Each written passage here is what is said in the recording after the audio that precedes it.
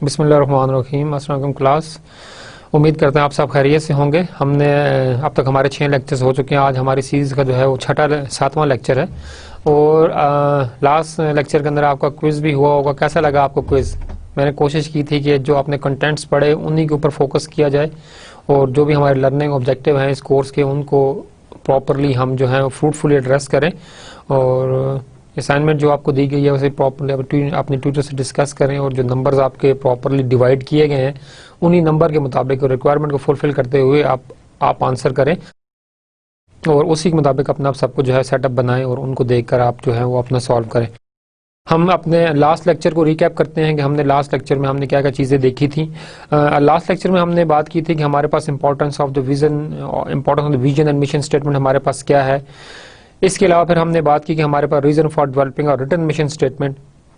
Vision mission statement को हमने देखा कि इसकी इंपॉर्टेंस हमारे पास क्या है। हमने उसमें रिपोर्ट डिस्कस की थी। हमने एक बिजनेस वीक की हमने बात की थी कि बिजनेस वीक के मुताबिक वो फॉर्म्स जिनकी हमारे पास जो है वो मिशन स्टेटमेंट जो है वो फॉर्मलाइज्ड होती है और वो प्रॉपरली वेल रिटन और डॉक्यूमेंटेड होती है, वो फॉर्म्स जो हैं अपने फाइनेंशियल जो रेशियोज हैं उनके ऊपर 30% ज़्यादा रिटर्न्स जो है वो कमाती हैं।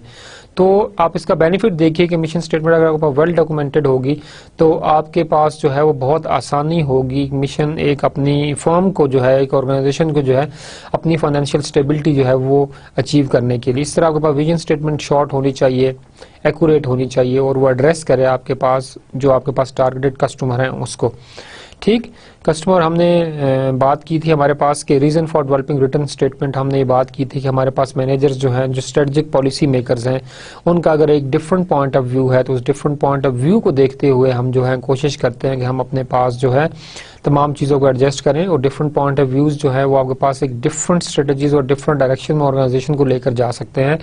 तो दैट्स वाई अगर आपके पास एक मिशन स्टेटमेंट रिटन होगी तो जो हमारे पास स्ट्रेटजिस्ट हैं जो भी आपके पास एक ऑर्गेनाइजेशन को ड्राइव कर रहे हैं जो भी फोर्सेज वो इस चीज़ के ऊपर फोकस करेंगे कि हमारा जो मिशन स्टेटमेंट है वो प्रॉपरली रिटन है और इस मिशन स्टेटमेंट को जो स्टैंडर्ड एक फॉर्मुलाइज स्टेटमेंट्स दे दी गई हैं हमने इन्हीं को फोकस करते हुए इन्हीं ऑब्जेक्टिव्स को हमने अचीव करना है। ठीक है, और दूसरी हमने एक इम्पॉर्टेंट बात की थी कि अगर पास मिशन स्टेटमेंट एक रिटर्न होगी तो वो एक प्रॉपर प्रोसीजर, एक कोर्स ऑफ एक्शन, एक स्टैंडर्ड, एक फॉर्मलाइज वे एक एम्प्लॉयज़ को प्रोवाइड करेगी कि वो किस तरह से अपनी ऑब्जेक्टिव्स को आपके जो ऑर्गेनाइजेशन पर्पस है उसके साथ जो है लिंकेज कर सके।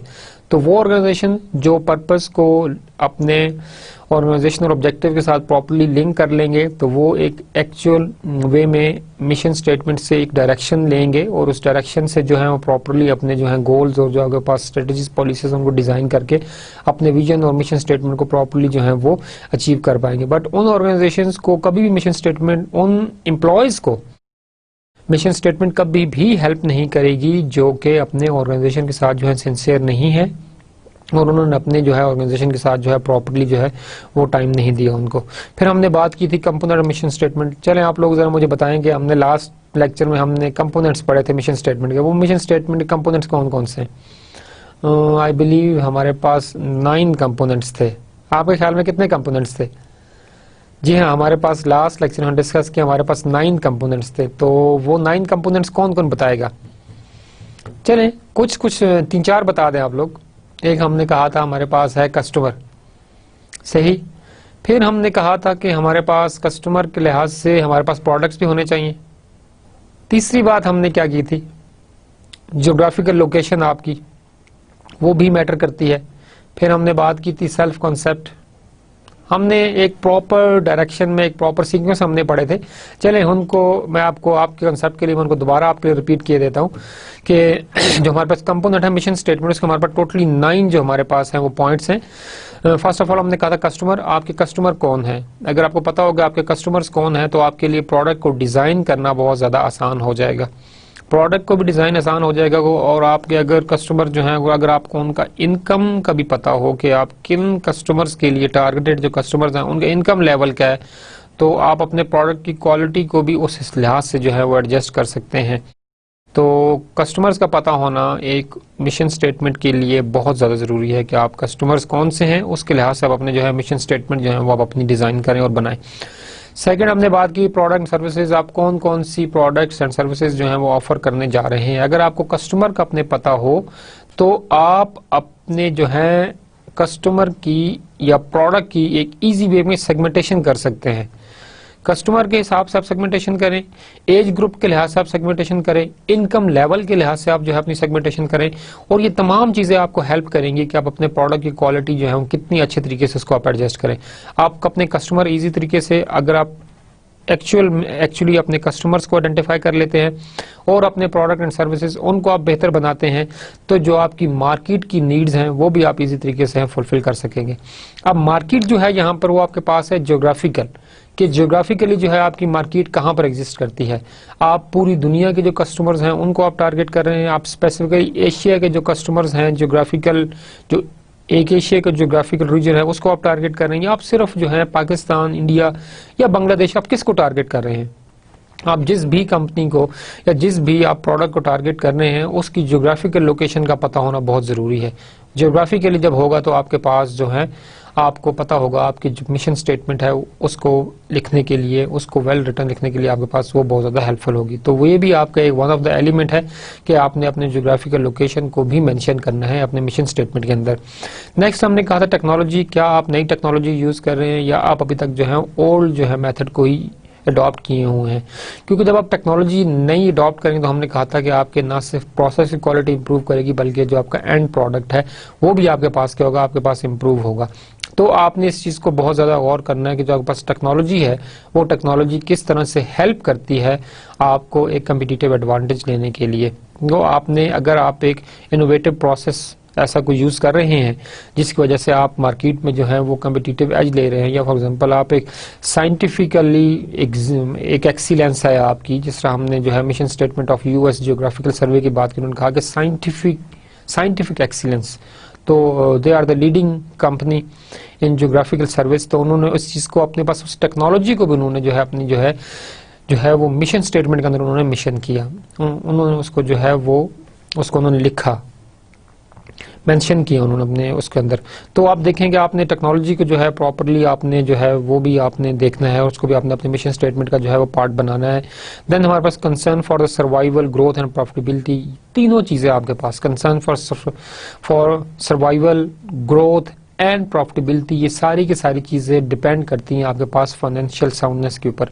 अगर आपके ऑर्गेनाइजेशन में फाइनेंशियल साउंडनेस है, आपके फाइनेंशियली आपके ऑर्गेनाइजेशन जो है वो साउंड है, आप स्टेबल हैं फाइनेंशियली, तो आप कंसर्न फॉर द सर्वाइवल, ये भी आपके लिए एक आसान होगा। आप ग्रोथ भी कर रहे होंगे क्योंकि आप फाइनेंशियली स्टेबल हैं, तो of course you are making investments in all kind of markets and in different products में भी, तो आप ग्रो कर रहे हैं, और आप अगर आप ग्रो कर रहे हैं तो आपके पास प्रॉफिटेबिलिटी ऑफ कोर्स जो है वो लिंक कर रही है। अब हमने एक बात की थी लास्ट लेक्चर के अंदर कि हमारे पास जो प्रॉफिटेबिलिटी है इसका डायरेक्ट रिलेशनशिप है आपके साथ, किसके साथ, मिशन स्टेटमेंट के साथ। हमने बात की थी कि हमारे पास रिसर्च ने इस चीज़ को हाईलाइट किया है कि अगर आपके पास जो मिशन स्टेटमेंट है वो वेल रिटन और वेल डॉक्यूमेंटेड होगी तो there is a positive relationship between mission statement and profitability of the firm. तो आप देखेंगे आपके पास जो प्रॉफिटेबिलिटी है, again it is very much linked with your mission statement. तो आपने अपनी मिशन स्टेटमेंट को जो है वो बहुत अच्छे तरीके से लिखना है, बनाना है, ताकि आप अपने प्रॉफिटेबिलिटी जो है उसके फैक्टर को भी आप जो है इम्प्रूव करवा सके। फिलॉसफी आपके पास फर्म की जो है वो एथिकल कंसिडरेशंस क्या हैं, फर्म के आपके पास वैल्यूज़ क्या हैं, नॉर्म्स क्या हैं, ये तमाम चीज़ें जो है आपने इनको भी आपने कंसिडर करना है। सेल्फ कॉन्सेप्ट आपका के पास क्या है आपकी जो है मिशन स्टेटमेंट के अंदर, वो भी एक इंपॉर्टेंट चीज़ है। सेल्फ कॉन्सेप्ट को भी आपने प्रॉपरली जो है आपने मेंशन करना है अपनी मिशन स्टेटमेंट के अंदर। Concern for the public image, आप सिर्फ अपनी प्रॉफिटेबिलिटी के ऊपर फोकस नहीं करेंगे बल्कि जो फर्म है उसको जो है वो कंसर्न करना है पब्लिक इमेज के लिए भी, पब्लिक के अंदर आपकी फर्म का जो है वो क्या इमेज है, और इसके लिए आपको जो है वो उसके लिए आपको जो है वो ख्याल करना है इस चीज़ का कि पब्लिक के अंदर आपका इमेज क्या है। फॉर एग्जांपल मैंने लास्ट टाइम आपको एग्जांपल दी थी कि अगर आप केमिकल इंडस्ट्री के अंदर हैं तो जो आपकी इंडस्ट्री के अंदर से जो पॉइजनस केमिकल जो है, क्या आप उनको जो है वो डायरेक्टली जो है वो रनिंग वाटर के अंदर तो कहीं नहीं आप उनको डिस्पोज ऑफ कर रहे, ठीक है, या in the form of smoke जो है वो एनवायरमेंटल हैजर्ड्स जो है उनको भी आपने देखना है। तो आपने एनवायरमेंटल जो है concern, society concern, community concern, इन तमाम फैक्टर्स को भी आपने अपनी कंसंट्रेशन में रखना है और आपने इनको प्रॉपर्ली जो है वो आइडेंटिफाई करके अपना पब्लिक के अंदर जो इमेज है अपनी इंडस्ट्री का, उसको भी आपने बहाल रखना है। तो आपने मतलब आपने जो है मिशन स्टेटमेंट का ये भी कंपोनेंट है। लाइक हमने बात की थी फौजी सीमेंट लिमिटेड की, कि उन लोगों ने जो है कॉर्पोरेट सोशल रिस्पॉन्सिबिलिटी को भी अपनी मिशन स्टेटमेंट का पार्ट बनाया हुआ था। तो इस तरह से जो है कंपनीज को जो है जो सोशल कंसर्न है, इकोनॉमिकल जो हैजर्ड्स हैं, जो एनवायरमेंटल जो आपके पास कंसर्न और हैजर्ड्स हैं, इनको भी आपने प्रॉपर्ली जो आइडेंटिफाई करना है और इनको आपने प्रॉपर्ली मेंशन भी करना है अपने मिशन स्टेटमेंट के अंदर। हमारे पास जो लास्ट पार्ट था कंसर्न फॉर एम्प्लॉयज, कि जो हमारे पास इंडस्ट्री है आपकी, जो आपकी ऑर्गेनाइजेशन है, वो एम्प्लॉय के लिए कंसर्न है कि नहीं, वेदर मतलब कि आप एम्प्लॉय में जो आपके पास एम्प्लॉयज हैं उनको प्रॉपर रिवार्ड्स देते हैं या नहीं देते, आपका जो रिवॉर्डिंग सिस्टम है वो कैसा है, जो आपके पास मॉनिटरिंग सिस्टम है वो कैसा है, जो आपके पास ACR सिस्टम है वो आपके पास कैसा है। तो आपकी जो मिशन स्टेटमेंट है वो आपके पास एम्प्लॉयज की जो टेक केयर है, जो एम्प्लॉय की फैसिलिटेशन है, उसको भी जो है वो अपने पास जो है फोकस करेगा और उनको भी जो है वो ध्यान करेगा। तो आपने इस चीज़ को बहुत ज़्यादा फोकस रखना है कि जो एम्प्लॉय के लिए कंसर्न्स है, जो आपके एम्प्लॉयज़ हैं उनका जो कंसर्न है उनको भी आपने प्रॉपरली जो है आपने मिशन स्टेटमेंट का पार्ट बनाना है, उनको भी आपने प्रॉपरली जो है वो कंसिडर करना है। तो ये 9 जो पॉइंट्स हैं इनको आपने अपने मिशन स्टेटमेंट का कंपोनेंट जरूर बनाना है। आप मेरे साथ इन पॉइंट्स को रिपीट कीजिए। फर्स्ट ऑफ ऑल हमारे पास क्या है, कस्टमर है। कस्टमर कौन है आपके, प्रोडक्ट एंड सर्विसेज, आपके प्रोडक्ट एंड सर्विसेज के हैं, इनको आप अपने कस्टमर के सेगमेंटेशन करके उस लिहाज से आप इनको एडजस्ट कर सकते हैं। तीसरी चीज़ के पास क्या, मार्केट, जियोग्राफिकली आप जो है वो कहाँ पर लोकेटेड हैं, आपकी जियोग्राफिक मार्केट है वो आपके पास क्या है, वेदर मतलब कि आप जो है वो लोकली जो है वो प्रोडक्ट जो अपना जो है वो उसको लॉन्च करने जा रहे हैं, या आप इंटरनेशनलाइजेशन की तरफ भी जा रहे हैं और आपने ऑफ सोर्स जो आपने ऑफ शोर आपके पास जो आउटसोर्सिंग है उस पर भी आपने फोकस किया। ऑफ कोर्स ग्लोबल जो फिनोमेना है उसकी वजह से कंपनीज जो हैं वो प्रॉफिट मार्जिन को देखती हैं। अगर किसी मुल्क के अंदर रिलैक्सेशन है, रॉ मटेरियल सस्ता है, लेबर जो है वो सस्ती है, तो इंडस्ट्रीज जो है वो इंटरनेशनलाइजेशन की तरफ जो है वो आपके पास मूव कर जाती हैं। तो फोर्थ चीज़ टेक्नोलॉजी, आपने टेक्नोलॉजी में खुद को अपडेट रखना है और अपने टेक्नोलॉजी जो है आपने अपने मिशन स्टेटमेंट का कंपोनेंट बनाना है। अगर आप टेक्नोलॉजी में एक जो है वो लीडिंग एज पर हैं तो आपने उसको आपने मेंशन करना है मिशन स्टेटमेंट के अंदर। फिफ्थ पॉइंट हमने कहा कि concern for survival, growth and profitability, कि आपने जो भी आपके पास ये तीनों चीज़ें हैं ये डिपेंडेंट आपके पास फाइनेंशियल साउंडनेस के ऊपर। अगर फाइनेंशियली साउंड है तो आपके पास सारी की सारी चीज़ें क्या होंगी, वो लिंक्ड होंगी। 6 पॉइंट हमने बात की फिलॉसफी की, कि आपके पास जो एथिकल कंसिडरेशन है, जो आपके पास नॉर्म्स हैं, वैल्यूज़ हैं ऑर्गेनाइजेशन की, उसको भी आप मेंशन करें कि आप कितना कंसर्न है अपनी कम्युनिटी के लिए, फिलॉसफी आपकी क्या है, आपका ऑर्गेनाइजेशनल क्लाइमेट जो है वो आपकी फिलॉसफी से जो है वो सेट होता है। तो इसको आपने मेंशन करना है आपके पास मिशन स्टेटमेंट के अंदर। सेल्फ कॉन्सेप्ट को आपने मेंशन करना है, कंसर्न फॉर पब्लिक इमेज, कि आप कितने कंसर्न है अपनी कम्युनिटीज़ के लिए, कम्युनिटी सर्विसेज के लिए, अपने एनवायरमेंटल कितने आप उससे आप कितने कंसर्न हैं, या आपके पास कॉर्पोरेट सोशल रिस्पॉन्सिबिलिटीज़ का जो फैक्टर है उसके लिए आप कितने कंसर्न है, इसको भी आपने अपने मिशन स्टेटमेंट का पार्ट बनाना है। Last for concern for employees, और वो एम्प्लॉयज़ जो कि आपको मिशन स्टेटमेंट को अचीव करने में, आपकी प्रॉफिटेबिलिटी में, आपके मार्केट शेयर को बढ़ाने में जो है आपके साथ साथ हैं और आपके लिए फ्रूटफुल हैं, वो आपके पास कितना जो है कंट्रीब्यूट कर रहे हैं, और उन एम्प्लॉयमेंट और एम्प्लॉयज़ के लिए आप कितने कंसर्न हैं, उनको एट्रीब्यूट देने के लिए आप जो है क्या करेंगे कि आप अपने मिशन स्टेटमेंट के अंदर उसको भी अपने सेल्फ कंसेप्ट के साथ साथ इसको भी आप मेंशन करेंगे। आई होप कि ये 9 पॉइंट आपको क्लियर हैं। ये बहुत इंपॉर्टेंट पॉइंट है एक मिशन स्टेटमेंट के, और इनको हम कंपोनेंट्स और एलिमेंट्स बोलते हैं मिशन स्टेटमेंट के। आपने इनको अपने प्रॉपर अच्छे तरीके से इनको देखना है और इनकी एग्जांपल्स देखें, नेट पे ब्राउज करें और इन कॉन्सेप्ट्स को अच्छे से ज़्यादा अच्छी तरह पढ़ें। अपने ट्यूटोरियल जो आपके पास जो ट्यूटर्स आपको असाइन किए गए हैं, आप उनसे इसको जो है वो डिस्कस करें, और इसके साथ साथ जो आपके पास हैंड आउट्स हैं उसके अंदर भी आपके पास डिटेल्स इसके बारे में बताई गई हैं, काइंडली आप उनको भी जो है वो कंसिडर करें, उनको भी आप पढ़ें। तो जो हमारा आज का लेक्चर है उसको हम देखते हैं कि हमारे आज के लेक्चर के अंदर हमने 2 जो मेन थीम्स हैं उनको हमने जो है वो डिस्कस करना है। Why firm do not plan strategically. आप सोच रहे होंगे कि ऐसी फर्म्स भी हैं जो कि स्ट्रेटेजिकली प्लान नहीं करती। हाँ जी, ऐसी फर्म्स भी होती हैं जिनके इंटरनल प्रॉब्लम्स होते हैं या शायद एक्सटर्नल भी कुछ प्रॉब्लम्स होते हैं जिनकी वजह से आपके पास जो फर्म्स हैं वो स्ट्रेटेजिकली प्लान नहीं करती। जस्ट रोज़ाना का जो भी एक स्टेटस है उसे एक अचीव किया, उसी को अकम्पलिशमेंट समझा और नेक्स्ट डे के लिए नई स्ट्रेटजी बनाई, और इस तरह से उनके कोई विजन मिशन स्टेटमेंट नहीं होती। हो भी तो कौन कौन से ऐसे प्रॉब्लम है जो कि प्लान नहीं करने देते एक फर्म को स्ट्रेटेजिकली। इसको हम डिस्कस करेंगे। और सेकंड पॉइंट हम डिस्कस करेंगे benefits of the strategic planning. Strategic जो प्लानिंग है इसके बेनिफिट्स क्या है। Why firms do not plan strategically, firms strategically plan क्यों नहीं करती, इसको हम देखते हैं हमारे पास के स्ट्रेटेजिकली फर्म्स प्लान क्यों नहीं करती। First of all poor reward structure, इनको हम आगे बहुत डिटेल के साथ हर पॉइंट को हम जो है वो डिस्कस करेंगे, हमारे लेक्चर का आज का ये पार्ट है। Poor reward system, fire fighting. Third point है waste of the time, organisation कहती है तो एक वेस्टेज ऑफ टाइम है, कोई ज़रूरत नहीं है हमारे पास जो है वो स्ट्रेटेजिकली प्लान करने का, वो अपने इंट्यूशंस पे ज़्यादा डिपेंडेंट करते हैं।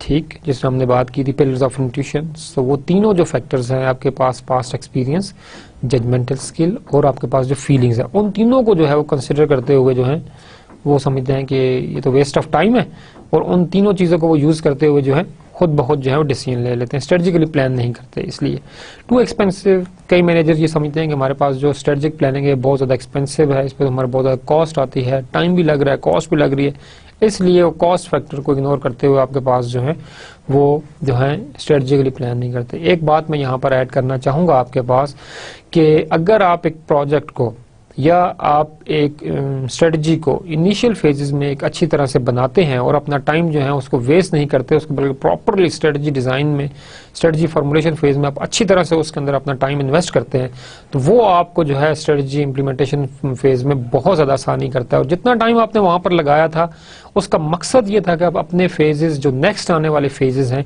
उनको आप जो है स्मूथली क्या कर सकें, उनको आप अपने पास रन कर सके। तो स्मूथली रन करने के लिए आपको यहाँ पर टाइम लगाना पड़ेगा। इसी तरह से अगर आप एक प्रोजेक्ट की फिजिबिलिटी को इनिशियली एक अच्छा टाइम देते हैं तो नेक्स्ट जो आपके पास पैरामीटर्स हैं या पार्ट्स हैं उनको आप बहुत आसानी के साथ जो है वो अचीव कर सकते हैं। ठीक, लेजीनेस, मैनेजमेंट की लेजीनेस, मैनेजमेंट जो है वो बंद करना ही नहीं चाहती, वो लेजी हैं। कंटेंट्स विद सक्सेस, शायद मतलब कहते हैं कि हमारे पास इसका सक्सेस के साथ कोई ताल्लुक नहीं है, हम इसको नेक्स्ट जो है स्लाइड में इसको हम प्रॉपर्ली जो है डिटेल डिस्कस करते हैं। फियर ऑफ फेलियर, फेलियर का उनको इतना डर होता है कि वो स्ट्रेटेजिकली प्लान करते ही नहीं है, इसके क्या रीजंस हैं हम इसको अपने नेक्स्ट स्लाइड में डिस्कस करेंगे। ओवर कॉन्फिडेंस होता है मैनेजमेंट के अंदर कि हम जो है प्रॉपर्ली अच्छे स्टेबल जा रहे हैं, हमें स्ट्रेटेजिक प्लानिंग की जरूरत ही नहीं है, तो वो इस चीज़ से भी जो है ऑर्गेनाइजेशंस को क्या प्रॉब्लम आ सकते हैं, we should discuss later that thing. Previous bad experience, पहले उन्होंने स्ट्रेटेजिकली प्लान किया और उनको एक बहुत तजर्बा गलत साबित हुआ, उनके जो रिजल्ट से उस तरह से नहीं आया जिस तरह से प्लान किया गया था, तो उन्होंने उसके बाद जो है स्ट्रेटेजिकली प्लान करना ही छोड़ दिया। Let's see what is the details is. Self interest हमारे पास है, फियर ऑफ द अननोन, क्योंकि आप स्ट्रेटजी बना रहे हैं वो अननोन है, फ्यूचर में क्या हो रहा है, क्या क्लाइमेट चेंज आएगी, क्या चेंजेस आ रही हैं आपके पास इकोनॉमिकली, इन्वायरमेंटली, आपके पास एक्सटर्नल इन्वायरमेंट में क्या क्या चेंजेस आ जाएंगे आपको नहीं पता होता, टेक्नोलॉजी कितनी जल्दी किस तरह से चेंज हो जाएगी आपको नहीं पता। तो फियर ऑफ अननोन भी कई दफ़ा जो मैनेजर्स को जो है वो प्लान नहीं करने देता। हॉनेस्ट डिफरेंस ऑफ ओपिनियन, आपके पास जो लोग हैं आपके ऑर्गेनाइजेशंस के, शायद वो आपके साथ लॉयल नहीं है और आपको जो हॉनेस्ट डिफरेंस ऑफ ओपिनियन है वो आपको नहीं मिलता। डिफरेंट ओपिनियन मिलेंगे तो आप एक अच्छी तरह से प्लान कर पाएंगे, स्ट्रेटजिकली प्लान कर पाएंगे। लेकिन अगर आपके पास ओपिनियंस जो हैं वो हॉनेस्ट नहीं है तो ऑफ कोर्स मतलब कि आपकी प्लानिंग के अंदर फ्लॉज होंगे, तो फिर आप नेक्स्ट फेजेस के अंदर भी आपको जो है वो प्रॉब्लम्स का सामना करना पड़ेगा। लास्ट हमारे पास है डिसबिलीफ, डिसबिलीव्स होते हैं वो हमारे पास क्या है, हम नेक्स्ट स्लाइड में हम उनको जो है प्रॉपर्ली डिस्कस करते हैं। लास्ट में हम डिस्कस करेंगे कि हमने ये तमाम हमने देखा कि कौन कौन सी ऐसी चीज़ें हैं जो कि रोकती हैं स्ट्रेटजिकली प्लान करने से। यहाँ पर हम डिस्कस करेंगे कि हमारे पास बेनिफिट्स क्या हैं अगर हम स्ट्रेटजिकली प्लान करते हैं और ऑर्गेनाइजेशन स्ट्रेटेजिक प्लानिंग की तरफ जाती हैं। ठीक है, हमारा टॉपिक भी यही है बिजनेस स्ट्रेटजी एंड पॉलिसी। अगर वो स्ट्रेटजी और पॉलिसी के ऊपर प्रॉपर फोकस करते हैं, स्ट्रेटजिक मैनेजमेंट की तरफ अगर वो फोकस करते हैं तो क्या क्या बेनिफिट्स होंगे हम इसमें डिस्कस करेंगे कि हमारे पास जो है वो फाइनेंशियल बेनिफिट्स कौन से होते हैं, नॉन फाइनेंशियल बेनिफिट्स कौन से होते हैं। So let's start with our today's lecture. इसमें जो फर्स्ट हमने बात करनी है, हमने वो बात करनी है कि हमारे पास पुअर जो है वो रिवॉर्ड स्ट्रक्चर्स हैं। When an organisation assume success it often fail to reward success. जब एक ऑर्गेनाइजेशन सक्सेस को एज्यूम करती है it often fail to reward success, लेकिन उसको वो रिवॉर्ड नहीं करती प्रॉपरली। आपके पास जो सक्सेस के एलिमेंट्स हैं ऑर्गेनाइजेशन के वो कौन है, वो आपके पास आपका ह्यूमन रिसोर्स है। अगर आप ह्यूमन रिसोर्स एक एकम्प्लिशमेंट कर रहा है, ह्यूमन रिसोर्स ने अपनी तमाम इनपुट दी, अपनी तमाम एफर्ट्स लगाई और आपकी जो भी प्लान था, जो भी गोल्स थे, जो भी आपका मिशन था, उन्होंने उसको प्रॉपरली जो है इम्प्लीमेंट किया और प्रॉपरली फोकस करने के बाद उसमें वो सक्सेसफुल भी रहे, वो जो सक्सेस आपकी है वो किसकी वजह से है? आपके ह्यूमन रिसोर्स वजह से। अगर आप उस ह्यूमन रिसोर्स को रिवॉर्ड नहीं करते और उसको आप एक्नॉलेज नहीं करते तो क्या होगा कि आपके पास वो सक्सेस इन एक्चुअल मीन्स में सक्सेस नहीं होगी। आज तो आपने सक्सेस पा ली, लेकिन नेक्स्ट टर्म के अंदर शायद आप प्रॉपर्ली उस तरह से सक्सेस अचीव ना कर सके। तो जो ऑर्गेनाइजेशन के अंदर जो रिवॉर्ड स्ट्रक्चर होता है, अगर ये पुअर होगा तो आज की सक्सेस शायद कल आपके लिए जो है वो फेलियर का बाइस बने। तो आज आपने अपनी सक्सेस को जो है वो सेलिब्रेट करना है। किन के साथ? उन ह्यूमन रिसोर्स के साथ जिन्होंने उस सक्सेस के अंदर पार्टिसिपेट किया और उस सक्सेस को वाकया में ही उन्होंने जो है वो सक्सेस बनाया। तो आप अगर अपने रिवॉर्ड सिस्टम को एक प्रॉपर रखेंगे, ह्यूमन जो रिसोर्स आपका उसकी प्रेफरेंस के हिसाब से उनकी जो एक्सपेक्टेशंस हैं उनके लिहाज से आप एडजस्ट करेंगे और उसको आप एक अच्छा बनाएंगे तो आपके पास सक्सेस जो है वो नेक्स्ट ईयर, उससे नेक्स्ट ईयर भी आपके साथ होगी। When failure occur then the firm may punish. जब हमारे पास फेल्योर होता है, ऑर्गेनाइजेशन अपनी मिशंस, गोल या ऑब्जेक्टिव्स को प्रॉपरली अचीव नहीं कर पाती तो ऑर्गेनाइजेशन क्या करती है? अपने एम्प्लॉयज़ को पनिश करती है। उस ईयर वो अपने एम्प्लॉयज़ को बोनस नहीं देती सैलरी में, एनुअल इंक्रीमेंट आपका नहीं लगता, या और भी हमारे पास डिफरेंट पनिशमेंट हो सकती हैं कि वो डाउन हाउसिंग की तरफ चली जाती है, कुछ एम्प्लॉयज़ को निकाल देती है। पूरी की पूरी जो आपके फेल्योर है वो किसी एक बंदे के जो है वो सर पे डाल दी जाती है और उस वजह से उसको जो है वो प्रॉपर्ली जॉब से जो है वो हमारे पास फायर कर दिया जाता है। तो जब फेल्योर होता है तो तब आप क्या करते हैं? पनिश करते हैं। In this situation it is better for an individual to do nothing. अगर ऐसी सिचुएशन होगी कि फेल्योर हुआ तो आपने उसको निकाल दिया, या सक्सेस हुई और आपने उस सक्सेस को एक्नॉलेज नहीं किया, तो इस केस के अंदर आपके पास क्या होगा? इंडिविजुअल क्या करेगा? It is better for an individual to do nothing and do not draw attention. And not draw attention, कोई जरूरत नहीं है ध्यान देने की और कुछ करने की जरूरत नहीं है। Then risk trying to achieve something, fail and will be punished. Employee ये कहेगा कि जब मैंने इतनी एफर्ट भी की, ठीक, और मुझे रिवॉर्ड भी नहीं किया गया, तो इतना रिस्क लेने की जरूरत क्या है? इतनी एफर्ट करने की जरूरत क्या है? जब होना ही फेल्योर है और फेल्योर के बाद मुझे ही पनिश किया जाएगा तो मैं इतनी एफर्ट क्यों करूं? तो इस केस के अंदर भी आपने अपने एम्प्लॉयज़ को मोटिवेट रखना है। अगर फेल्योर हुआ है तो वो किसी एक वजह से नहीं हुआ, या तो आपके पास जो प्लानिंग थी वो गलत थी। अब अगर प्लानिंग ही गलत है, मिशन स्टेटमेंट ही क्लियर नहीं है, स्ट्रेटजी प्रॉपर फॉर्मुलेट नहीं की गई और आप पनिश कर रहे हैं इम्प्लीमेंटेशन फेज वालों को, तो दिस इज नॉट जस्टिफाइबल। आपको देखना है कि सारे के सारे सिस्टम में कहीं कहीं प्रॉब्लम थी, सिर्फ एक इम्प्लीमेंटेशन के अंदर प्रॉब्लम नहीं आई, सिर्फ मार्केटिंग डिपार्टमेंट का कसूर नहीं है, सिर्फ आपके पास जो है स्ट्रेटजिक मेकर्स जो है, स्ट्रेटजी मेकर्स हैं, उनका नहीं है कसूर, R&D का कसूर नहीं है, बल्कि कहीं ना कहीं एंड के ऊपर, क्योंकि पास ऑर्गेनाइजेशन के अंदर तमाम फंक्शंस जो है वो क्या होते हैं? इंटरलिंक्ड होते हैं। जब इंटरलिंकेज है तो हमारे पास जो फंक्शंस हैं वो शेयर्ड है। फिर तो शेयर्ड फंक्शंस के अंदर हमारे पास मिस्टेक एक एंड पर नहीं बल्कि डिफरेंट एंड्स के ऊपर हमारे पास क्या होगी? हमारे पास मिस्टेक होगी। तो हमने इन चीज़ों को देखना है और हमने अपने एम्प्लॉयज़ को मोटिवेट रखना है, हमने अपने पुअर रिवॉर्ड स्ट्रक्चर है इसको आपने इंप्रूव करना है और इसको आपने एक्सीलेंट रिवॉर्ड स्ट्रक्चर बनाना है कि इन केस ऑफ फेल्योर भी आपने अपने एम्प्लॉयज़ को मोटिवेट रखना है कि नेक्स्ट डे इंशाल्लाह वी शुड अचीव दैट। ठीक है। तो नेक्स्ट में आप देखिए हमारे पास फायर फाइटिंग है। An organisation can so deeply involve in crisis management and fire fighting that it does not have time to plan. Organisation strategically plan क्यों नहीं करती? क्राइसिस मैनेजमेंट, क्राइसिस मैनेजमेंट हमारे पास क्राइसिस क्या होते हैं? क्राइसिस से पहले एक टर्मिनोलॉजी हमारे पास होती है कॉन्फ्लिक्ट। कॉन्फ्लिक्ट हमारे पास 3 टाइप्स के होते हैं।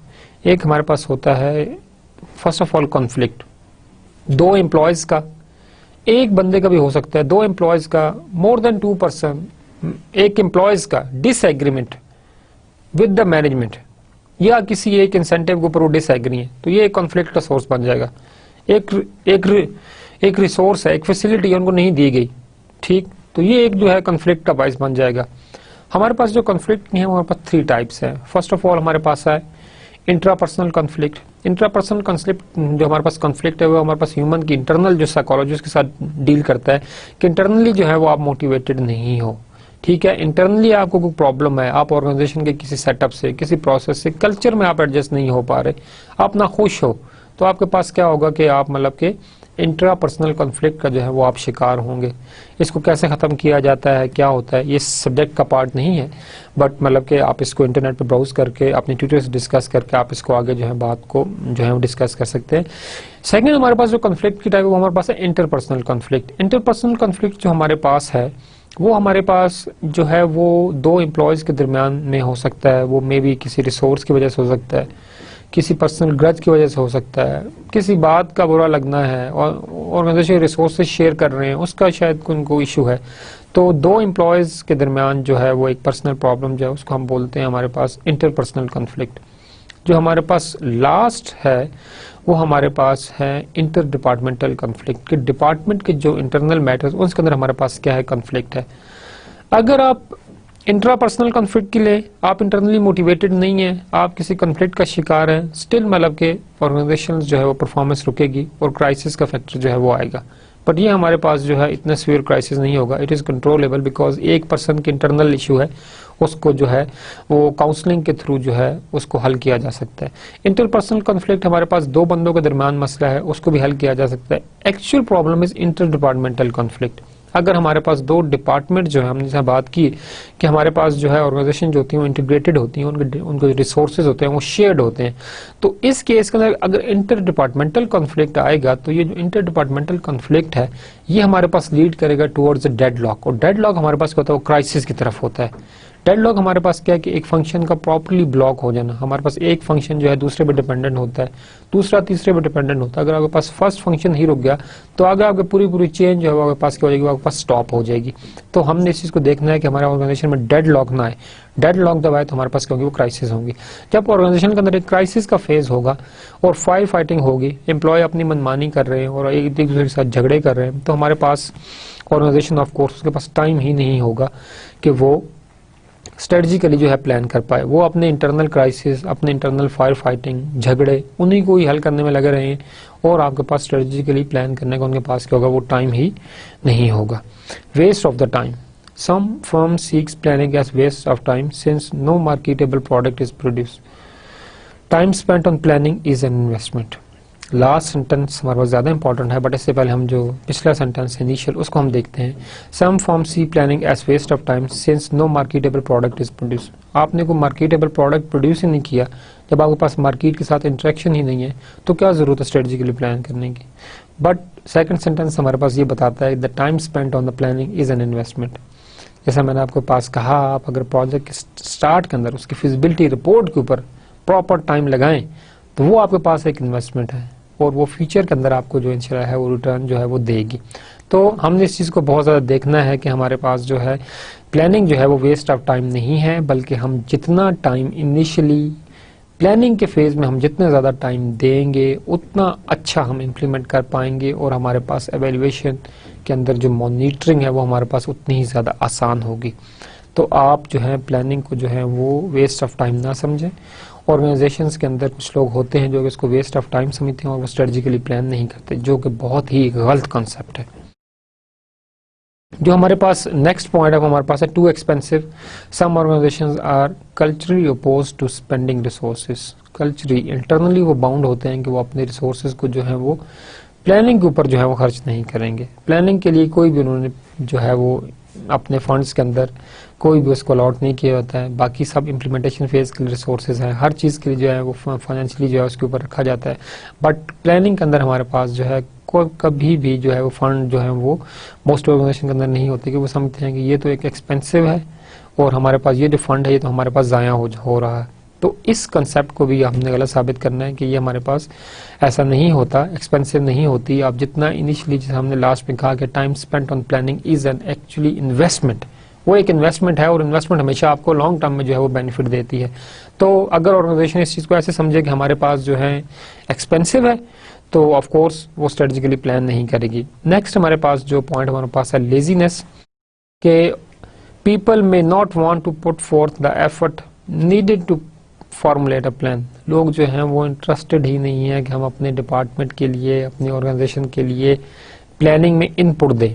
वो इतने लेजी हैं कि वो समझते हैं ये एक वेस्ट ऑफ टाइम है, इसके साथ साथ एक्सपेंसिव भी है, और हम जितनी प्लानिंग करते हैं हमें फ्रूटफुल जो है वो आउटकम तो होती नहीं है, इसलिए मतलब के स्ट्रेटेजिकली प्लान करने की जरूरत ही नहीं है। इसलिए वो मतलब के पुट फॉरवर्ड आगे आते ही नहीं है, पार्टिसिपेट ही नहीं करते डिसीजन मेकिंग के अंदर, स्ट्रेटेजिक प्लानिंग प्रोसेस के अंदर। जबकि इस चीज़ को बहुत ज़्यादा फोकस किया गया, जब भी आप स्ट्रेटेजिकली प्लान करें तो अपनी आप स्ट्रेटेजिकली जो प्लान करते हैं जब आप, तो आपने अपने मैनेजर्स जो हैं, top management as well as lower management, उसको भी आपने अपनी जो प्लानिंग उसका आपने उसको पार्ट बनाना है।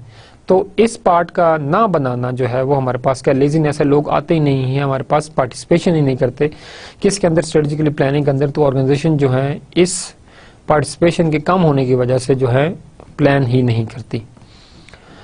तो हमने देखे डिफरेंट पॉइंट्स। जो हमारे पास नेक्स्ट पॉइंट है content with success. Particularly if a firm is successful, individual may feel there is no need to plan because things are fine as they stand. अगर फर्म जो है वो सक्सेसफुल है और उसकी सक्सेसफुल एक कंटिन्यूस पैरामीटर में है और वो रेगुलरली एक सक्सेसफुल पैटर्न के ऊपर चल रही है, तो जो ऑर्गेनाइजेशन के एम्प्लॉयज़ हैं वो ये समझते हैं कि हमारे पास जो ऑर्गेनाइजेशन है वो अब स्टेबल हो चुकी है, अब हमें स्ट्रेटेजिकली प्लान करने की ज़रूरत ही नहीं है, क्योंकि हमारे पास जो है वो क्या है कि हमारे पास जो है वो सिस्टम जो है वो अब स्टेबल हो चुका है, स्टैंडर्ड्स बन चुके हैं, चीज़ें हमारे पास प्रॉपर नॉर्मलाइज हो चुकी हैं। अब हमें और ज़्यादा प्लानिंग की ज़रूरत नहीं है, क्योंकि हम अगर और प्लानिंग करेंगे तो चीज़ें स्पॉइल हो जाएंगी। इसलिए हमें अब कंसिस्टेंटली जो है वो रेगुलरली मूव करना चाहिए। तो ऑर्गेनाइजेशन क्या करती हैं, वो स्टॉप कर देती हैं स्ट्रेटेजिकली प्लान करना, क्योंकि उनके मुताबिक जो है वो स्टैंडर्ड्स जो हैं, एक पैरामीटर्स जो हैं वो सेट हो चुके हैं, और अब इन्हीं पैरामीटर्स के ऊपर हम रेगुलरली चलें तो हम जो हैं वो सक्सेस के जो एक पैटर्न है उसको हम बार बार अचीव कर लेंगे। But today success does not guarantee success tomorrow. लेकिन जो आज की सक्सेस है वो टुमारो की सक्सेस की बिल्कुल भी गारंटी नहीं देती। फॉर एग्जांपल, आपके पास ऑर्गेनाइजेशन एक प्रोसेस चला रही है और टेक्नोलॉजी जो है उस प्रोसेस की वो चेंज होगी। अब टेक्नोलॉजी का चेंज होना एक्सटर्नल एनवायरनमेंट का एक फैक्टर है, इकोनॉमिक कंडीशन आपके पास चेंज होगी, जिस प्रोडक्ट को आप बना रहे हैं उसके ऊपर सब्सिडी मिल रही थी, आप उसके ऊपर सब्सिडी नहीं मिल रही, तो आपके पास क्या होगा कि एक्सटर्नल चेंज ने आपके इंटरनल जो सक्सेस है उसको आपके पास क्या कर दिया, उसको उसने स्पॉइल कर दिया, उसको उसने इन्फ्लुएंस किया। जब आपके पास एक्सटर्नल फैक्टर्स हैं जो कि आपके सक्सेस को जो है वो स्पॉइल करते हैं, तो हमें इस चीज़ को हर हाल में मॉनिटर करना है कि हमारी जो सक्सेस है वो सिर्फ इंटरनल स्ट्रेंथ्स के ऊपर डिपेंडेंट नहीं है, बल्कि हमारे पास जो हैं एक्सटर्नल फैक्टर्स भी हैं और एक्सटर्नल थ्रेट्स भी हैं। ठीक, तो एक्सटर्नल थ्रेट्स जो हैं, एक्सटर्नल फैक्टर्स जो हैं वो आपके पास प्रॉब्लम बन सकते हैं, और आपकी जो आज की सक्सेस है शायद वो टुमारो की सक्सेस को गारंटी ना करे। तो इसलिए हमने कंसिस्टेंटली जो है वो प्लान करना है।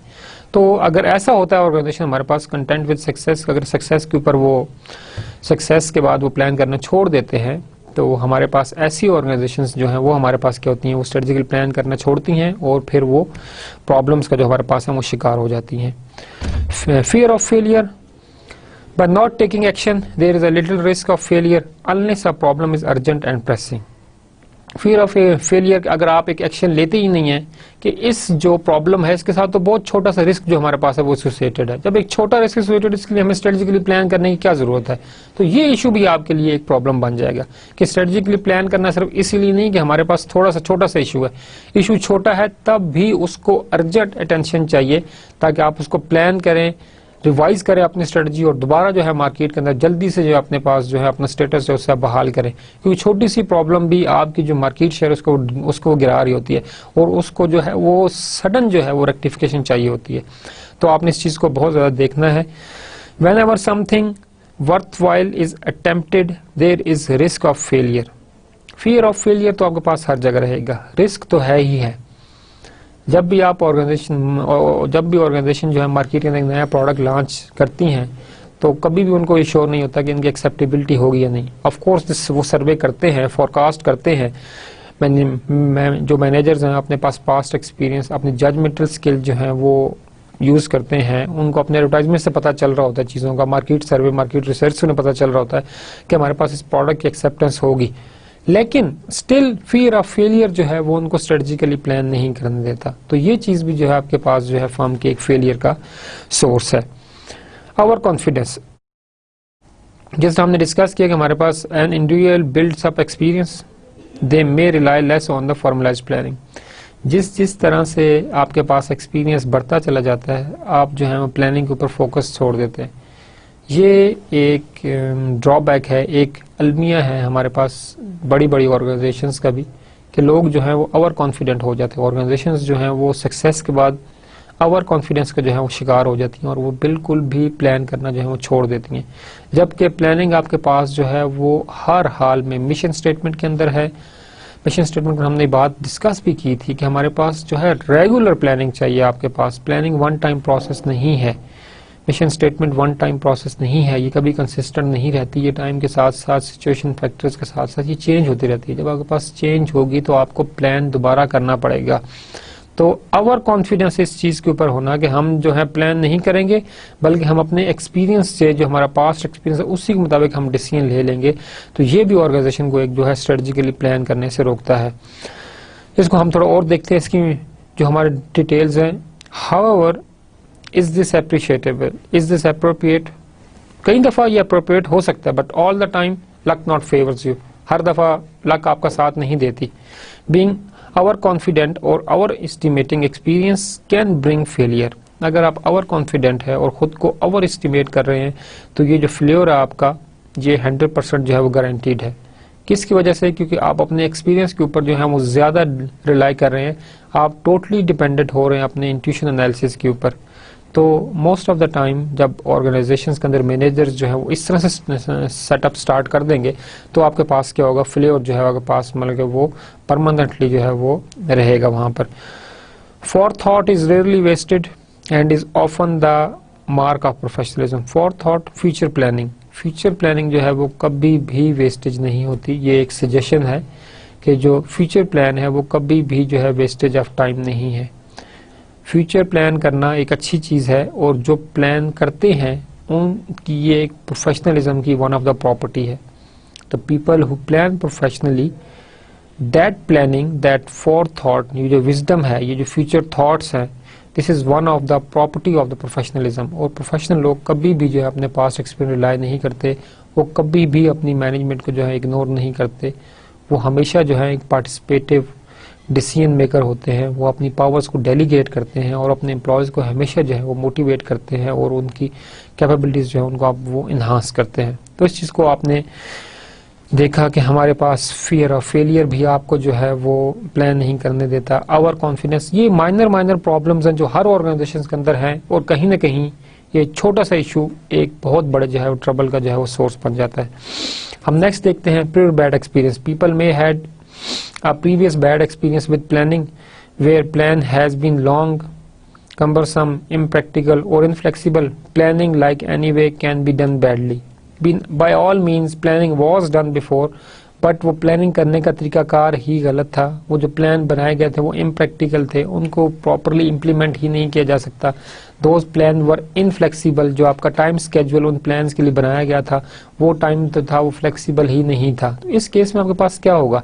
इस केस के अंदर आपके पास क्या होगा कि आपके पास प्योरली जो है जिन ऑर्गेनाइजेशन ने प्योर प्लानिंग के ऊपर टाइम ज़ाया किया और वो प्रॉपरली प्लान नहीं किया गया और वो जो प्लानिंग थी वो हमारे पास इम्प्रैक्टिकल थी, इम्प्लीमेंटेशन उसके अंदर हो नहीं सकती थी और इनफ्लेक्सिबल थी। तो ये दोनों फैक्टर्स जो आपके पास थे, तो उस प्योर बैड एक्सपीरियंस की वजह से अब ऑर्गेनाइजेशन ने क्या किया कि प्रैक्टिकली जो है वो प्लान करना ही छोड़ दिया कि हमारे पास एक बुरा एक्सपीरियंस गुजरा, अब हम दोबारा जो है इस बुरा एक्सपीरियंस से नहीं गुजरना चाहते। तो ये एक प्रॉब्लम है जो कि ऑर्गेनाइजेशन को जो है स्ट्रेटेजिकली प्लान नहीं करने देती। Self interest, when someone has achieve status, privilege or self-esteem, thorough effectively using an old system, they often see your new plan as a threat. अगर एक बंदे ने सेल्फ स्टेटस, एक सेल्फ स्टीम, एक status organisation के अंदर achieve कर लिया हो और उसने प्रॉपर ओल्ड सिस्टम जो मैनुअल सेटअप है विदाउट प्लानिंग उसको वो फॉर ग्रांटेड अल्लाह ने कहीं उसे दे दिया किसी एक एक्शन की वजह से, तो उसके बाद वो समझता है कि बाकी जो प्लानिंग वाला प्रोसेस ये हमारे पास क्या, ये थ्रेट है, कोई नया प्लान कराने की जरूरत नहीं है, जिस प्लान के ऊपर वो स्टिक है उसी को लेकर चलें। तो कई दफ़ा जो ऑर्गेनाइजेशन के स्ट्रेटजिस्ट हैं, जो आपका CEOs हैं, बोर्ड ऑफ डायरेक्टर्स हैं, वो सेल्फ इंटरेस्ट को जो है वो आगे रखते हैं और एम्प्लॉय इंटरेस्ट को जो है वो बैक पर रख देते हैं। इसी तरह से जो फर्म का, जो ऑर्गेनाइजेशन का जो मेन मोटो है उसको भी लोग करते रहते हैं, वो साइड पर कर देते हैं। तो ये एक चीज़ है ऑर्गेनाइजेशन के लिए, वो डेंजरस होती है और वो ऑर्गेनाइजेशन को स्ट्रेटेजिकली प्लान करने से रोकती है।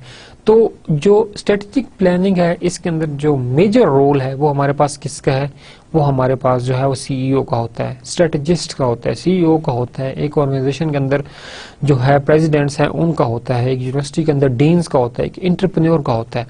आपको बिजनेस का जो इंटरेस्ट है, सेल्फ इंटरेस्ट, उसको आपको आगे रखना है और अपने सेल्फ इंटरेस्ट को आपको जो है वो पीछे रखना है। तब जाकर आप जो है अपनी ऑर्गेनाइजेशन के लिए फेवरेबल डिसीजन ले सकेंगे। तो जब ऐसा होगा कि लोग सेल्फ इंटरेस्ट को जो है वो ज़्यादा प्रेफर करेंगे और ऑर्गेनाइजेशनल के जो इंटरेस्ट, ऑर्गेनाइजेशन इंटरेस्ट को जो है वो प्रेफर नहीं किया जाएगा, तो आपके पास जो है फर्म जो है वो स्ट्रेटेजिकली प्लान नहीं कर पाएगी। जो हमारे पास नेक्स्ट स्टेप है, जो नेक्स्ट हमारे पास है, वो हमारे पास है fear of unknown. People may be uncertain of their abilities to learn new skills, their aptitude with new system और their ability to take on new roles। जब लोगों के अंदर जो है फियर ऑफ अननोन, लोग जो है वो नई टेक्नोलॉजी अडॉप्ट करना नहीं चाहते। आप इस चीज़ को ऐसे देखें, जब हमारे पास कंप्यूटर सिस्टम्स आए और उनको ऑर्गेनाइजेशन के अंदर लाया गया कि प्रीवियस सिस्टम जो थे हमारे पास, वो सारे के सारे क्या थे, वो कि एक नॉन ऑटोमेटेड थे, ऑटोमेशन नहीं थी, हर चीज़ मैनुअली होती थी, रजिस्टर मेंटेन करना, ईच एंड एवरीथिंग, वो एक टाइम कंज्यूमिंग था। उसके लिए आपके पास जो ह्यूमन फैक्टर थे वो भी बहुत ज़्यादा, आपके पास ज़्यादा एम्प्लॉयज चाहिए थे काम को करने के लिए। लेकिन जब टेक्नोलॉजी आई, जब कंप्यूटर आया, इंटरनेट आया, तो आपके पास क्या हुआ कि काफ़ी सारी ऑर्गेनाइजेशन ने इनको क्या किया, ऑप्ट किया, इस अपॉर्चुनिटी को उन्होंने अवेल किया। जो ही कमीशन उन्होंने लाए तो आपके पास जो उनको ज़्यादा वर्कर्स चाहिए थे, वर्किंग फोर्स जो थी वो उनकी कम हुई, उनके प्रोसेस जो है वो एक आसान हो गए। इंटरनेट से आपकी जो कनेक्टिविटी है, जो आपके पोस्टेज के, जो मेल के आपके पास थे, तमाम के तमाम आपके पास जो चीज़ें थी वो भी आपके पास क्या होंगी, वो आपके पास सारी की सारी कम हो गई। तो इस चीज़ को आप देखेंगे, आपके पास जो है, आपके पास टेक्नोलॉजी ने आपकी कॉस्ट, टाइम, इसको आपने उसने सेव किया और आपकी जो एफिशिएंसी लेवल है उसको उसने क्या किया, उसने उसको बढ़ा दिया। तो आप इस चीज़ को देखें, हमारे पास के पीपल जो हैं उनको अपनी जो एबिलिटीज़ हैं उनके बारे में अनसर्टन होते हैं, वो नए स्किल्स जो हैं सीखना ही नहीं चाहते, वो जो टुवर्ड्स न्यू सिस्टम उनका एप्टीट्यूड है उसको बिल्ड ही नहीं करते। तो फियर ऑफ अननोन है कि ये सिस्टम हमें किस तरह से बेनिफिट दे सकता है और हम इस सिस्टम से किस तरह से बेनिफिट ले सकते हैं। जब ये आपके पास होगा तो आपके पास क्या आएगा कि आपके पास फियर ऑफ फेलियर जो है वो बढ़ जाएगा। तो इस केस के अंदर जो है फैक्टर जब ऐसा आएगा, ऑर्गेनाइजेशंस जो हैं वो प्रॉपरली इसके ऊपर नहीं कर पाएंगी, तो आपके पास क्या होगा, ऑर्गेनाइजेशंस जो हैं वो स्ट्रेटेजिकली प्लान नहीं करेंगी, क्योंकि आपके पास एम्प्लॉयज़ जो हैं, जो आपके पास सिस्टम के अंदर जो की एक्टर्स हैं, वो आपको इस जगह पर सपोर्ट नहीं कर रहे। honest difference of opinion, people may sincerely believe the plan is wrong, they may view the situation from a different point of view or may have aspirations of themselves or the organization that are different for the plan. Different people in different jobs have different perception of a situation. हमारे पास हमने बात की कि हमारे पास different departments होते हैं, हर department का अपना एक फंक्शन है और हर एम्प्लॉय उस फंक्शन को बेहतर समझता है। हर डिपार्टमेंट का अपना एक सेल्फ इंटरेस्ट होता है और हमेशा वो उस डिपार्टमेंट के सेल्फ इंटरेस्ट को एम्प्लॉय जो है वो प्रेफर करते हैं, उसको हमेशा वो जो है एक अपर एज पे रखा जाता है। जब ऐसा केस हमारे पास होगा तो जब तमाम डिपार्टमेंट्स को बिठाया जाएगा और उनसे सजेशन ली जाएगी कि हम इस स्ट्रेटजिकली प्लान करना चाहते हैं, तो शायद आपके पास जो है वो हॉनेस्ट डिफरेंस ऑफ ओपिनियन हो। वजह क्या है कि हर डिपार्टमेंट जो है वो अपने पास जो है अपनी जो प्रेफरेंस है उसको जो है वो अपफ्रंट करेगा, उसको जो है वो ज़्यादा प्रेफर करेगा। तो ये डिफरेंस ऑफ ओपिनियन जो होगा, शायद आपको ड्यूरिंग प्लान जो है लोग जो है वो गलत सजेशंस दें। पीपल में भी उस प्लान को जो है वो सिंसियरली जो है वो ना लें, या वो सिंसियरली समझते हो ये प्लान ही रॉन्ग है। जब आपके पास परसेप्शन डिफरेंट होगी तो आपके पास सिचुएशन जो होगी वो डिफरेंट होगी। अगर मेरी परसेप्शन इस केस के बारे में वो कुछ और है, आपकी कुछ और है, तो ऑफ कोर्स जब दो लोग डिफरेंट परसेप्शन रखेंगे तो आपके पास जो ओपिनियंस हैं वो आपके पास क्या होंगे, वो आपके पास डिफरेंट होंगे। तो ये डिफरेंस ऑफ जो ओपिनियन है ये आपके पास जो है वो ऑफ कोर्स एक कॉन्फ्लिक्ट का बाइस होता है, और ये जो कन्फ्लिक्टिंग सिचुएशन है ये ऑर्गेनाइजेशन को लीड करती है टुवर्ड्स द क्राइसिस। और ये जब ऐसे सिचुएशन हमारे पास होगी तो आप जो फर्म है वो मतलब स्ट्रेटेजिकली प्लान करने में जो है वो फेल हो जाएगी। जो आखिरी हमारे पास वो हमारे पास है सस्पिशियन। तो एम्प्लॉयज में नॉट ट्रस्ट मैनेजमेंट। हाँ, हमारे पास जो एम्प्लॉयज हैं वो मैनेजमेंट के ऊपर ट्रस्ट ही नहीं करते। ऐसा केस कब होगा, ये बताइए मुझे कि ऐसा केस कब होगा कि एम्प्लॉयज जो है वो मैनेजमेंट के ऊपर ट्रस्ट ही नहीं करते। कोई एक एग्जांपल कोट कर दीजिए कि कोई एक सिस्टम के अंदर कोई एक ऐसा इश्यू जिसके बाद एम्प्लॉयज जो है मैनेजमेंट के ऊपर ट्रस्ट करना ही छोड़ दें। फॉर एग्जांपल हमने लास्ट में एक बात की थी कि पुअर रिवॉर्ड स्ट्रक्चर। सबसे पहला पॉइंट हमारे पास था कि रिवॉर्ड स्ट्रक्चर जो है वो अच्छा नहीं है, वो पुअर है। एम्प्लॉय एफर्ट करते भी हैं लेकिन और ऑर्गेनाइजेशन को सक्सेस भी देते हैं, बट स्टिल जो है वो उसके बदले में वो कुछ नहीं पाते जो कि उनको मिलना चाहिए था। तो इस केस में हमारे पास क्या होगा कि आपके पास एम्प्लॉयज जो हैं वो मोटिवेटेड नहीं रहेंगे, वो कभी भी मैनेजमेंट के ऊपर क्या करेंगे, वो ट्रस्ट नहीं करेंगे। इस केस के अंदर आपके पास जब मैनेजमेंट के अंदर ट्रस्ट नहीं होगा आपका, तो आप क्या करेंगे कि आप स्ट्रेटजिकली जो है वो प्लान नहीं करेंगे, आप उस चीज़ को जो है वो छोड़ देंगे। तो हमने नेक्स्ट हम बात करते हैं कि हमारे पास बेनिफिट्स क्या है, लेकिन हम थोड़ा सा हम इसको रिकैप करते हैं पॉइंट्स को कि हमारे पास स्ट्रेटजिकली प्लान क्यों नहीं करते। एक तो है पुअर रिवॉर्ड स्ट्रक्चर्स के when an organisation assume success it often fail to reward success. Assume करते हैं बट वो सक्सेस इन एक्चुअल वे में सक्सेस नहीं होती, क्योंकि जिन्होंने वो सक्सेस दी आपको, आपने उनकी आपने जो है वो केयर नहीं की, उनको आपने प्रॉपर रिवॉर्ड नहीं दिए, so it leads towards the failure. Second हमारे पास बात है फायर फाइटिंग। इंटरनल क्राइसिस इतने ज़्यादा हैं कि आप जो हैं वो उनसे आपकी जान छूटे, तो आप जो है वो स्ट्रेटजिकली प्लानिंग की तरफ जो है वो आप उसको प्रॉपरली आप अपना जो है वो फोकस करें। तीसरी हमारे पास है वेस्ट ऑफ टाइम। ऑर्गेनाइजेशन जो है समझिए कि वेस्ट ऑफ टाइम है, बट ऐसा नहीं होता। इस चीज़ को आप काइंडली याद रखें इस बात को, और इस पॉइंट को अपने जो है वो पल्ले बांध लें प्रॉपरली कि जो आप टाइम इन्वेस्ट करते हैं या जो प्लानिंग के ऊपर आप टाइम लगाते हैं वो एक्चुअली आपकी इन्वेस्टमेंट है, और इंशाल्लाह इन फ्यूचर वो आपको पे ऑफ जरूर करेगी। थर्ड पॉइंट हमने डिस्कस किया कि हमारे पास टू एक्सपेंसिव। लोग समझते हैं ये तो बहुत एक्सपेंसिव है, इसकी कोई जरूरत नहीं प्लानिंग की। लेजीनेस, लोगों की अपनी जो है वो लेजी हैं, सीईओज लेजी हैं, मैनेजमेंट आपकी लेजी है, वो प्लान करना ही नहीं चाहती। ठीक। कंटेंट विद द सक्सेस जो है particularly if the firm is successful in individual may feel there is no need to plan. अगर आप सक्सेसफुल हुए हैं, अब आप समझते हैं कि प्लानिंग की जरूरत ही नहीं है, तो ये एक ओवर कॉन्फिडेंस होता है जो कि आपको अगेन जो है वो रोकता है किसकी तरफ, स्ट्रेटेजिक प्लानिंग की तरफ।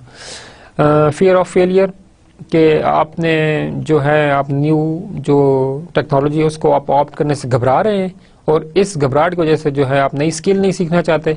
तो अगर एम्प्लॉयज जो हैं वो सपोर्टिव नहीं होंगे, फियर ऑफ फेलियर होगा, fear of adoption of new technology हमारे पास होगी, तो ऑफ कोर्स आपके पास फर्म जो है स्ट्रेटेजिकली प्लानिंग को जो है वो फोकस नहीं करेंगी। ओवर कॉन्फिडेंस जो है, एम्प्लॉय जो है उसने अपना आप सेटअप एक बनाया है या एक फर्म ने एक अचीव कर लिया है कुछ टॉप पोजीशन, और उन्होंने कभी प्लान नहीं किया था, तो अब इस जगह पर वो एक स्ट्रेट फॉरवर्ड एक ओवर कॉन्फिडेंट होंगे और वो प्लान नहीं करेंगे कि विदाउट प्लानिंग भी इस स्टेटस को अचीव किया जा सकता है। तो ये चीज़ भी आपके लिए जो है वो प्रॉब्लम का बायस बनेगी। फिर बैड एक्सपीरियंस, पहले आपने प्लान किया, वो प्लान प्रॉपरली इंप्लीमेंट नहीं किया गया, क्योंकि एक प्रॉपरली प्लान ही नहीं हुआ तो इंप्लीमेंट वो किस तरह से अच्छी तरह होगा, और आपको प्रॉब्लम्स आई ड्यूरिंग इंप्लीमेंटेशन फेज और एवेल्युएशन फेज, और आपको री प्लान करना पड़ा, आपको मतलब एक अच्छा एक्सपीरियंस नहीं हुआ। तो ये बुरा एक्सपीरियंस आपको जो है नेक्स्ट ईयर जो है वो प्लानिंग से रोकेगा। तो ये भी एक इशू है जो कि फर्म्स को स्ट्रेटजिकली प्लान करने से जो है वो रोकता है। सेल्फ इंटरेस्ट कि अगर किसी बंदे ने एक टॉप पोजीशन ली है और उसने प्लानिंग के बगैर ले ली, तो वो कभी भी नहीं कहेगा भी प्लानिंग अच्छी है, वो तो ये कहेगा भी मैंने इस तरह कर लिया तो आप भी जो है इस तरह से अचीव कर लेंगे। तो इस तरह की चीज़ें जो सेल्फ इंटरेस्ट है वो आप आगे करते हैं, और आप जो है ऑर्गेनाइजेशनल इंटरेस्ट को जो है उसको आप मतलब के उसको आप जो है प्रेफर नहीं करते, तो इस केस पे भी ऑर्गेनाइजेशन जो होगा स्ट्रेटजिकली प्लान नहीं करेगी। Fear of unknown, honest difference of opinion, different department, different perception. ठीक है, हमारे पास जो है डिफरेंस, हर बंदे की अपनी एक एस्पायरेशन होती है, तो वो डिफरेंस जो उसकी इंस्पायरेशन है डिफरेंट चीज़ के साथ, वो ऑलरेडी उसका जो एक थॉट्स होंगी, जो उसका ओपिनियन होगा वो डिफरेंट होगा। तो डिफरेंट जब आपके पास ओपिनियंस होंगे एक ऑर्गेनाइजेशन के अंदर, तो ऑफ कोर्स मतलब आप कभी भी स्ट्रेटजिकली प्लान करने में सक्सेसफुल नहीं होंगे। लास्ट हमने कहा कि हमारे पास जो एम्प्लॉयज़ हैं वो आपके पास मैनेजमेंट के ऊपर हम ट्रस्ट ही नहीं करते, तो इस केस के अंदर भी आपके पास जो है फेलियर जो है वो प्रॉब्लम बन सकती है। रिपीट करने का मकसद ये था कि आप इसको अच्छी तरह से समझ सकें और आप जो है इसको ईजिली जो है वो अंडरस्टैंड कर सकें। हम बेनिफिट्स देखते हैं। Following are the major benefits of the strategic management. Planning हम देख रहे हैं, बट स्ट्रेटजिक मैनेजमेंट की जो प्लानिंग है उस फेज के अंदर हमारे पास क्या क्या बेनिफिट्स है। Proactive in shaping firm future. अगर आप प्रॉपरली प्लान करते हैं तो आपके पास जो फर्म का जो फ्यूचर है, मीन जो आपकी विजन है, वो आपके पास जो है सिक्योर हो जाएगा। अगर आप प्रॉपरली मैनेजमेंट करते हैं, आप अपने मिशन स्टेटमेंट के ऊपर प्रॉपर टाइम देते हैं, आप अपने गोल्स के ऊपर प्रॉपर टाइम देते हैं, आप जो ऑर्गेनाइजेशनल का पर्पस है उसको अपनी एक्टिविटीज़ के साथ मैच करवाते हैं, तो नो प्रॉब्लम एट ऑल कि आप जो है अपने फ्यूचर को जो है वो परफेक्ट वे में जो है वो शेप कर रहे हैं। तो अगर आप जो है स्ट्रेटजिकली प्लान करेंगे तो आपकी जो एक ऑर्गेनाइजेशन की जो परफॉर्मेंस है वो भी इम्प्रूव होगी, और नो डाउट कि आप अपने पास जो है एक प्रोएक्टिव, एक एक्टिव तरीके के साथ जो है अपनी फ्यूचर को जो है वो शेप कर रहे हैं। ठीक जी। नेक्स्ट हमारे पास है इनिशिएट एंड इन्फ्लुएंस एक्शन। देखिए सेकंड बेनिफिट इसका देखें आप कि अगर आप स्ट्रेटजिकली प्लान करते हैं तो आप इनिशिएट एंड इन्फ्लुएंस एक्शंस, जो आपने एक्शंस लिए हैं या जो आपने एक्शंस लेने हैं, एक्चुअली जो आपकी स्ट्रेटजीज होती हैं वो आपके एक्शन प्लान ही होती हैं। वो आपका कोर्स ऑफ एक्शन होता है जो कि बता रहा होता है कि अगर आप इस डायरेक्शन में जाएंगे तो आपकी ये स्ट्रेटजी है वो हेल्पफुल होगी। वो आपके पास क्या होंगे, इनिशिएट एंड इन्फ्लुएंस एक्शन। आप इनिशिएटिव भी लेंगे और आप जो इन्फ्लुएंस एक्शन, जो आपके पास कंपटीटर्स ने आपके डिसीजन लिए हैं, जो उनका कोर्स ऑफ एक्शन है, उसको आप इन्फ्लुएंस भी कर सकेंगे। तो स्ट्रेटजिक प्लानिंग जो है वो आपको जो है एक तो हेल्प करती है आपके जो है स्ट्रेटजी फॉर्मुलेशन में, इनिशिएटिव लेने के अंदर, कि आप इनिशिएटिव लें और आप एक प्रॉपरली जो है वो डिजाइन करें और अपनी स्ट्रेटजी को आप प्रॉपरली जो है बनाएं। एक तो ये हमारे पास फंक्शन है। दूसरी आपके पास जो स्ट्रेटजीज कंपटीटर्स की हैं उनको आप इन्फ्लुएंस भी कर सके। इनिशिएट करने का तो एक अच्छा है कि हमने इनिशिएट किया, स्ट्रेटजिक हमने प्लान की ताकि अपने फ्यूचर को जो है उसको हम प्रॉपरली जो है शेप कर सके, लेकिन इसके साथ साथ हम अपने जो कंपटीटर्स हैं उनकी जो स्ट्रेटजीज हैं, उनके जो एक्शंस हैं, उनको हम इन्फ्लुएंस भी कर सके। तो इस चीज को भी आप देखेंगे हमारे पास स्ट्रेटजिक बेनिफिट का एक सेकंड हमारे पास बेनिफिट है। थर्ड हमारे पास है formulate better strategies. Better strategies बनेंगी। किस तरह की स्ट्रेटजीज हमारे पास होंगी, वो सिस्टमैटिक होंगी। सिस्टमैटिक हमारे पास क्या होता है, कोर्स ऑफ एक्शन होता है, लेकिन वो रैंडम नहीं होता, सिस्टमैटिक होता है। फर्स्ट ऑफ ऑल आप बात करते हैं जी, फर्स्ट ऑफ ऑल हमारी ये एक्टिविटी है, इस एक्टिविटी के बाद हमारे पास ये होगी, then third activity, then fourth, then fifth. तो आपने अपनी एक्टिविटीज का एक सीक्वेंस बनाते हैं कि अगर ये एक्टिविटी इस तरह से होगी तो हमारे पास ये जो काम है हम इसको आसान तरीके से एकम्प्लिश कर सकते हैं।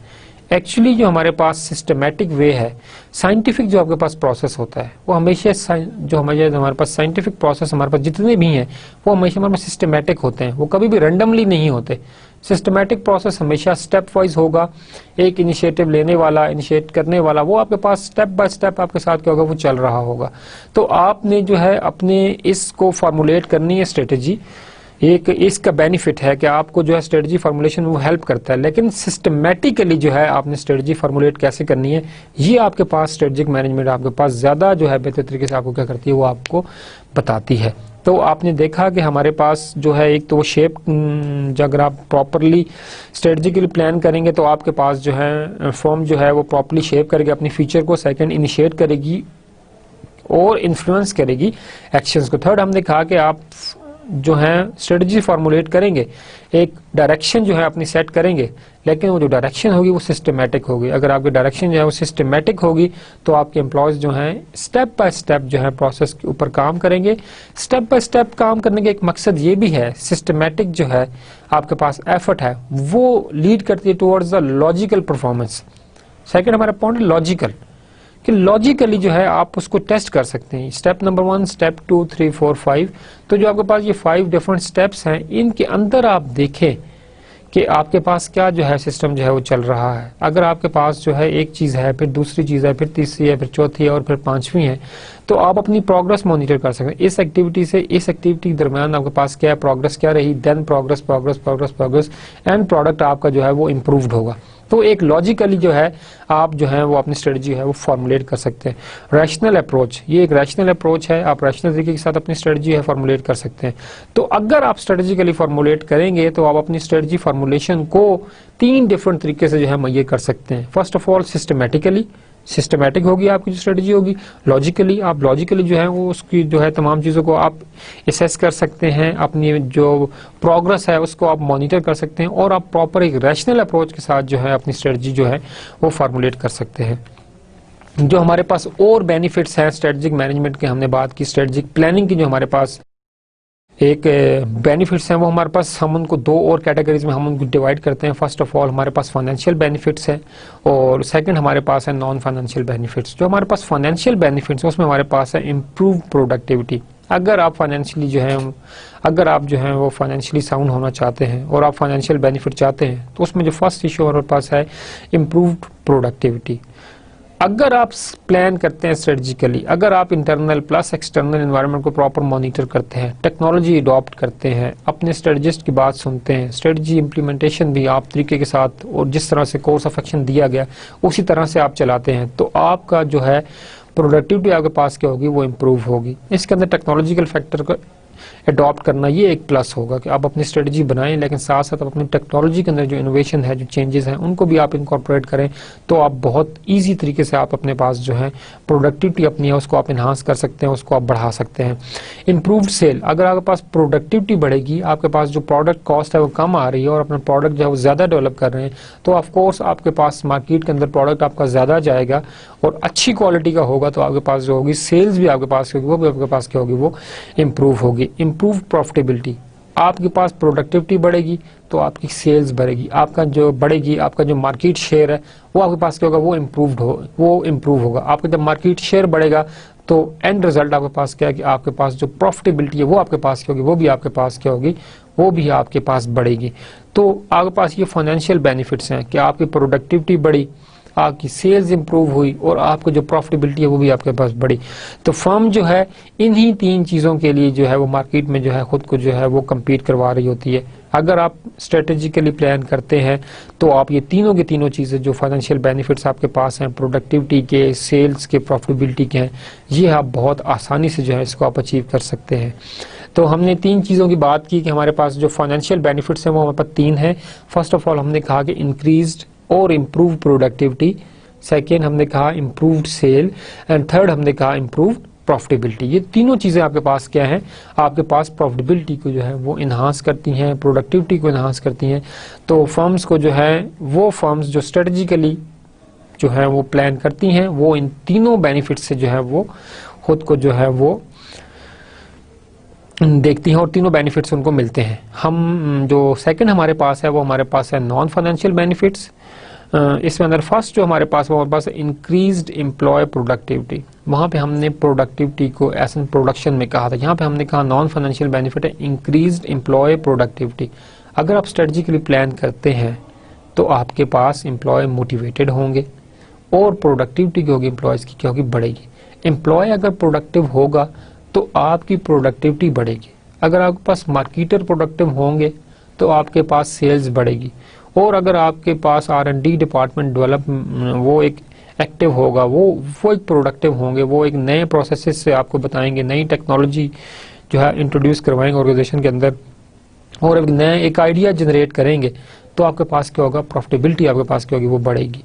तो आपके पास फर्स्ट बेनिफिट आपके पास है इंक्रीज्ड एम्प्लॉय प्रोडक्टिविटी, सेकंड हमारे पास है improved understanding of strategic competitor strategies. अगर आप खुद स्ट्रेटजिकली प्लान कर रहे हैं तो आप तब ही कंपटीटर्स की जो स्ट्रेटजीज हैं, जो वो स्ट्रेटजिक प्लानिंग कर रहे हैं उसको आप समझ पाएंगे। अगर आप खुद स्ट्रेटजिकली प्लान नहीं कर रहे तो आप कभी भी अपने कंपटीटर्स की स्ट्रेटजीज को समझ नहीं पाएंगे। एक अच्छी ऑर्गेनाइजेशन जो है वो कंपटीटर्स की स्ट्रेटजी पर फोकस करती है, उसके ऊपर नजर रखती है, खुद compete करते हैं, वो खुद को डिफरेंशिएट करते हैं दूसरी ऑर्गेनाइजेशन से। उनकी जो है स्ट्रेटजीज मुख्तलिफ होती हैं, उनके ऑब्जेक्टिव्स डिफरेंट होते हैं, अचीव करने के पैरामीटर्स डिफरेंट होते हैं, कॉस्ट को देख रहे होते हैं, कॉस्ट कम लगे, टाइम कम लगे, लेकिन उसके साथ साथ वो अपने कंपटीटर्स की स्ट्रेटजीज को भी देख रहे होते हैं कि उनकी स्ट्रेटजीज क्या हैं, उनकी अच्छी अंडरस्टैंडिंग अच्छी होगी तो आप बहुत आसानी से जो है नॉन फाइनेंशियल बेनिफिट्स हैं उनको आप अचीव कर पाएंगे।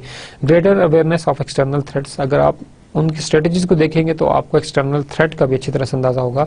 तो एक नॉन फाइनेंशियल बेनिफिट जो है वो स्ट्रेटजिक प्लानिंग का वो ये भी है कि आप अपनी जो थ्रेट्स है एक्सटर्नल उनसे भी आप अच्छी तरह से अवेयर रह सकेंगे।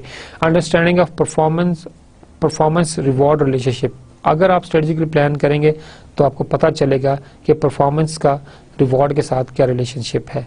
एम्प्लॉय जो है वो परफॉर्मेंस दे रहे हैं, उनको अच्छी तरह से रिवॉर्ड किया जाएगा तो ये रिलेशनशिप क्या है। ठीक, बेटर प्रॉब्लम अवॉइडेंस, अगर कोई प्रॉब्लम आ जाती है तो उस प्रॉब्लम को हम बेटर वे में किस तरह से अवॉइड कर सकते हैं, this is another non financial benefit.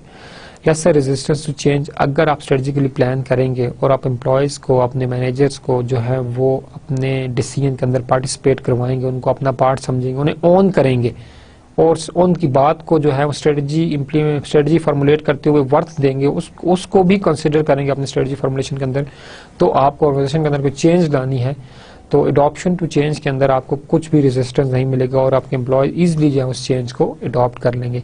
So these are some of the financially and non financial benefits. Summary of the lectures, हम इसको रिवाइज करते हैं कि why firms do not go for the strategic planning. हमने long list देखी हमारे पास कि क्यों नहीं वो प्लान करती, क्राइसिस की वजह से, ओवर कॉन्फिडेंस की वजह से, सेल्फ इंटरेस्ट की वजह से, poor reward system, there are so many others. आप उसे देख सकते हैं कि वो इसलिए प्लान नहीं करती। बेनिफिट्स हमने देखे, हमारे पास फाइनेंशियल बेनिफिट्स क्या हैं, नॉन फाइनेंशियल जो हमारे पास बेनिफिट है वो हमारे पास जो है वो हमारे पास क्या है, तो ये हमने देखे। हम नेक्स्ट लेक्चर में देखेंगे how to conduct external strategic management audit, कि आपने एक्सटर्नल स्ट्रेटजिक मैनेजमेंट जो ऑडिट है उसे आपने करना है, वो कैसे होगा। Discuss 10 major external factors that effect organisation, हम 10 मेजर एक्सटर्नल फैक्टर्स आइडेंटिफाई करेंगे और हम उन्हें डिस्कस करेंगे कि वो किस तरह से फर्म की स्ट्रेटजिक प्लानिंग को जो है वो इफेक्ट करते हैं। आइडेंटिफाई की sources of external information including the internal, factors identify किए। फिर हम बात करेंगे वो कौन कौन से सोर्सेज हैं जो कि हमें एक्सटर्नल जो फैक्टर्स हैं, एक्सटर्नल जो मार्केट है उसकी हमें इंफॉर्मेशन देंगे। ठीक है, उनमें से हमारे पास एक जो है वो इंटरनेट भी होगा।